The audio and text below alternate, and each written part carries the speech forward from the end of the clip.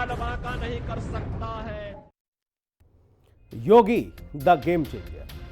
वैसे तो साल 2024 में कई नेताओं ने सुर्खियां बटोरी, जिसमें प्रधानमंत्री मोदी लगातार तीसरी बार देश के पीएम बने, तो बाकी के नेता भी अपने काम की वजह से चर्चा में रहे। लेकिन जिस नेता की गूंज इस साल हर जगह सुनाई दी, वो है उत्तर प्रदेश के मुख्यमंत्री योगी आदित्यनाथ। चाहे मुख्यमंत्री योगी के चुनावी नारे हों या फिर अयोध्या से लेकर संभल तक और प्रयागराज तक सनातन के लिए उनका काम, 2024 को चेंज करने वाले राजनेता साबित हुए योगी आदित्यनाथ। योगी के वो कौन कौन से फैसले रहे जिसकी 2024 में सबसे ज्यादा चर्चा हुई, और पिछले एक साल के दौरान योगी राज में कौन कौन से काम हुए जिसने सनातन का मान बढ़ाया, देखिए हिंदी खबर की इस योगी स्पेशल रिपोर्ट में।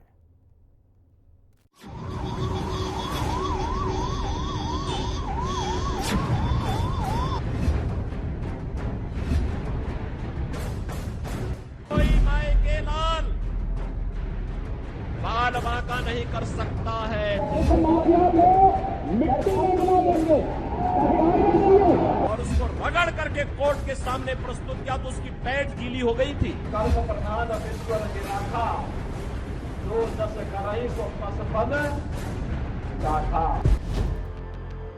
चुनाव में बाबा के नारों की गूंज, 2024 में पूरे साल रही सीएम योगी की धूम। इसलिए हमने कहा कि न बटेंगे और न कटेंगे। हम न बटेंगे और न कटेंगे। अयोध्या से काशी तक सनातन के लिए काम, संभल को योगी ने दिया नया आयाम। मंगलम गरुड़ध्वजा मंगलम पुंडरीकाक्षा मंगलम केशवाय नमः। 2024 को चेंज करने वाले राजनेता बने सीएम योगी। साल 2017 में जिस तरह से योगी आदित्यनाथ ने उत्तर प्रदेश की सत्ता संभालकर सभी को चौंका दिया था, साल 2024 में पूरे साल मुख्यमंत्री योगी आदित्यनाथ इसी तरह अपने फैसलों से हर किसी को चौंकाते रहे। योगी राज में न सुगबुगाहटों की फुसफुसाहट होती है और न ही कयासों का बाजार गर्म होता है, बल्कि डायरेक्ट निर्देश दिए जाते हैं और पूरा महकमा काम में जुट जाता है।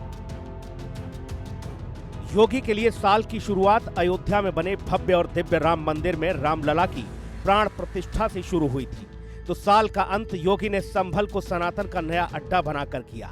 और इस वक्त भी मुख्यमंत्री योगी आदित्यनाथ 13 जनवरी से शुरू हो रहे प्रयागराज महाकुंभ को भव्य और दिव्य बनाने में जुटे हैं।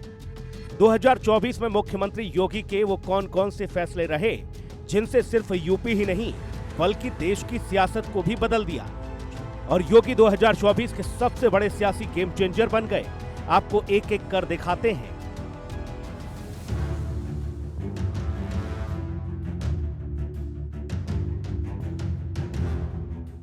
वैसे तो 2024 में योगी के कई फैसलों की चर्चा हुई, लेकिन सबसे ज्यादा चर्चा योगी के बटेंगे तो कटेंगे नारे की हुई। सियासी पंडित और राजनीतिक विश्लेषक मानते हैं कि पिछले 3 से 4 महीने से सियासत की धुरी बने बटेंगे तो कटेंगे नारे ने बीजेपी के लिए पूरा माहौल बदल कर रख दिया।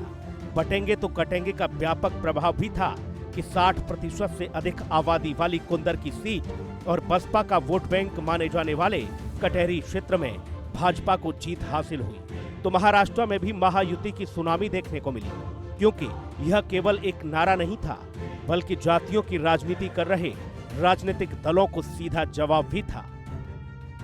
बटे थे तो कटे थे, अब एक रहेंगे तो सेफ रहेंगे।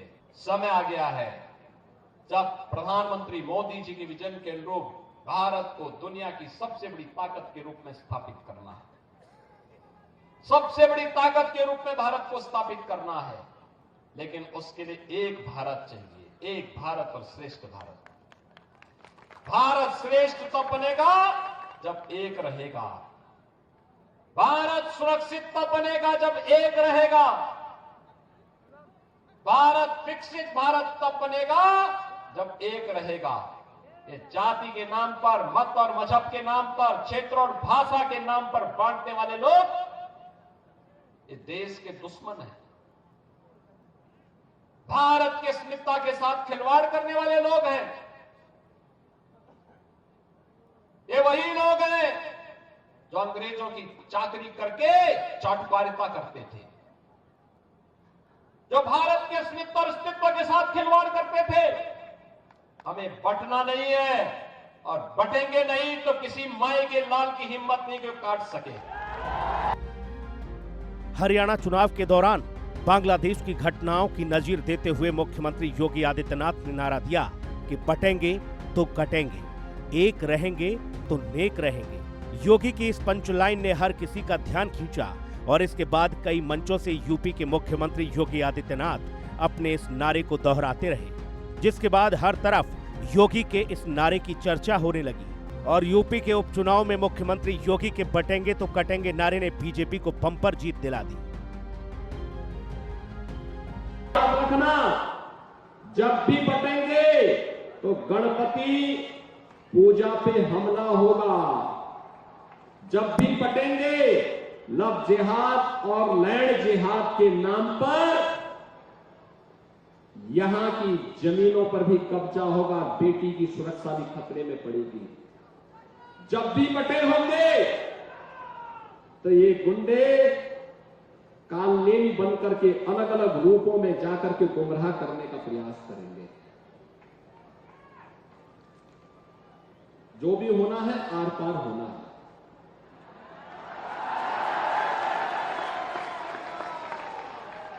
हाँ भी और ना भी नहीं, या तो हाँ होगा या ना होगा। इस नारे के राजनीतिक निहितार्थ तो थे ही, जातियों में विभाजित हिंदुओं में एकता का संदेश भी आया। और जिस तरह से योगी का ये नारा सियासी पिच पर सुपरहिट हो चुका है, कहा जा रहा है कि आने वाले चुनावों में खासकर 2027 के उत्तर प्रदेश विधानसभा चुनाव और 2029 के लोकसभा चुनाव में योगी का ये नारा बीजेपी का सबसे बड़ा चुनावी हथियार साबित होने वाला है।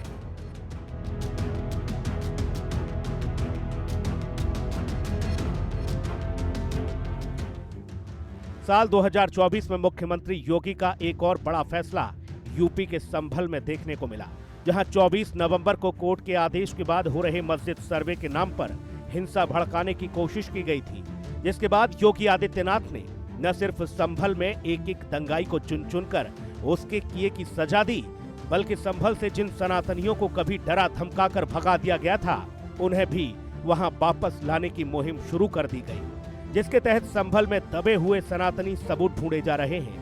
संभलेश्वर महादेव के मंदिर समेत कई कुएं और बावड़ी मिली। साथ ही पड़ताल में ये भी पता चला कि किस तरह से संभल में बिजली चोरी होती थी। उत्तर प्रदेश विधानसभा के शीतकालीन सत्र के दौरान मुख्यमंत्री योगी आदित्यनाथ संभल हिंसा को लेकर विपक्ष पर जमकर बरसे और संभल से बिजली के मिनी स्टेशन संचालित होने की भी बात कही। फायर करने से, इलीगल आर्म्स से फायर करने से वहां पर शांति बहाल नहीं होने वाली है। और आप सौहार्द की बात कर रहे हैं, आप बोल रहे हैं पुलिस छावनी में बदल दिया। अब देख रहे हो धार्मिक स्थल से बिजली चोरी, यानी बिजली के मिनी स्टेशन संचालित हो रहे हैं। हम तो ये सोच रहे थे कि मिनी स्टेशन पावर कारपोरेशन ही चला रहा है। अब वहां पर कई मस्जिदें ऐसी पाई गई जिन मस्जिदों के ऊपर एक इलीगल सब स्टेशन बना करके वहां से कनेक्शन बांटे गए थे लोगों को फ्री में। वहां पर दो मोहल्ले हैं, एक दीपा सराय और एक मियां सराय, है ना। इन दोनों में लाइन लॉस 78% और 82%। देश के संसाधनों में कैसे लूट होती है, और अगर प्रशासन अपने कर्तव्यों का निर्वहन कर रहा है, वैसे तो कहेंगे प्रशासन कोई कटघरे में खड़ा है कि प्रशासन चोर है, चोर है, चोर है, और प्रशासन उसी चोरी को पकड़ने के लिए चला जाए तो अत्याचार है, या अत्याचार है, या अत्याचार है। कहां से अत्याचार हो गया? अरे यही सच्चाई है, उस सच्चाई को उजागर किया जा रहा है। जब से संभलेश्वर महादेव का मंदिर मिला है, उसके बाद से संभल में लगातार खुदाई चल रही है और सनातनी सबूत ढूंढे जा रहे हैं, जिसमें 20 बीघा में फैली एक और सदियों पुरानी बावड़ी मिली है, जिसके अंदर 3 मंदिर और 32 कुएं, लंबी मीनार और सीढ़ियां मौजूद हैं। साथ ही जिस जामा मस्जिद के हरिहर महादेव मंदिर होने के दावे किए जा रहे हैं, उसके ठीक सामने सत्यव्रत पुलिस चौकी भी बनाने का काम शुरू हो गया है। और यूपी विधानसभा में मुख्यमंत्री योगी ने बताया था कि अराजकता के खिलाफ एक्शन हो या फिर डिफॉल्टर को सही रास्ते पर लाना हो, योगी राज में लॉ एंड ऑर्डर के ऊपर कुछ भी नहीं। साथ ही जहां बात सनातन की आएगी, मुख्यमंत्री योगी उसके लिए सबसे पहले खड़े नजर आएंगे।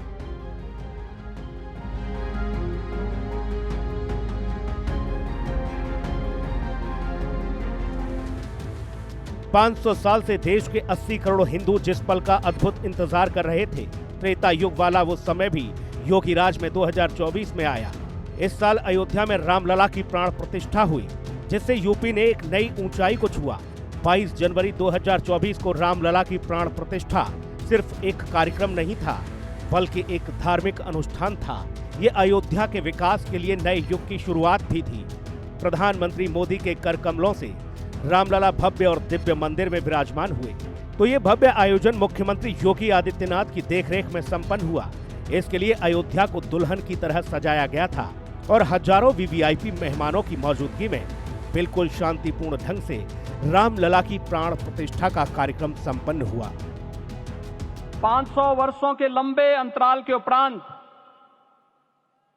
आज के इस चिर प्रतीक्षित मौके पर अंतर मन में भावनाएं कुछ ऐसी हैं कि उन्हें व्यक्त करने के लिए शब्द नहीं मिल रहे हैं। मन भावुक है, भाव विभोर है, भाव विह्वल है।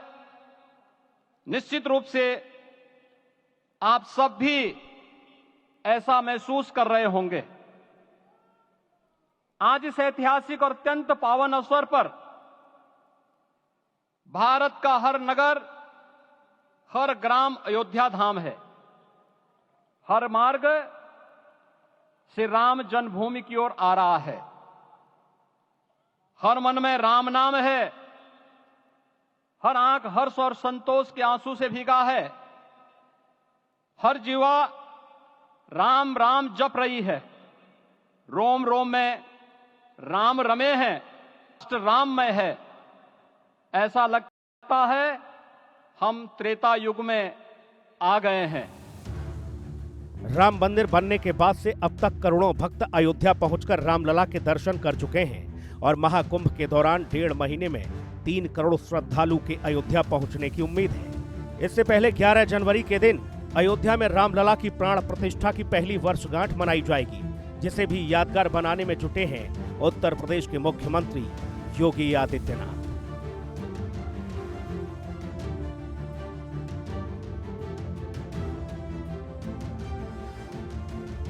योगी राज में नोएडा के लिए भी साल 2024 उपलब्धियों भरा रहा, जहां यूपी इंटरनेशनल ट्रेड शो के जरिए कारोबारियों ने 1000 करोड़ रुपए का निवेश प्राप्त किया। नोएडा में पहली सेमिकॉन 2024 का आयोजन किया गया। तो पहली बार नोएडा के जेवर में बन रहे इंटरनेशनल एयरपोर्ट पर 9 दिसंबर को विमान ने लैंड किया। इस अद्भुत क्षण में वाटर कैनन से सलामी दी गई और इसी दौरान आसमान में दिखे इंद्रधनुष ने इस क्षण को और भव्य बना दिया। साथ ही मुख्यमंत्री योगी ने उन किसानों की पुकार भी सुनी जिन्होंने जेवर एयरपोर्ट के लिए अपनी जमीन दी थी। मुख्यमंत्री योगी ने 20 दिसंबर को जेवर के किसानों के साथ बातचीत की। 3100 रुपए प्रति वर्ग मीटर से बढ़ाकर 4300 रुपए प्रति वर्ग मीटर किया। मात्र 10 वर्ष के बाद पूरे देश के अंदर सबसे विकसित क्षेत्र होने जा रहा है आपका जेवर। सबसे विकसित क्षेत्र, सब फेल हो जाएंगे। देश का सबसे बड़ा एयरपोर्ट बनेगा ये जेवर एयरपोर्ट, इंटरनेशनल एयरपोर्ट बनेगा।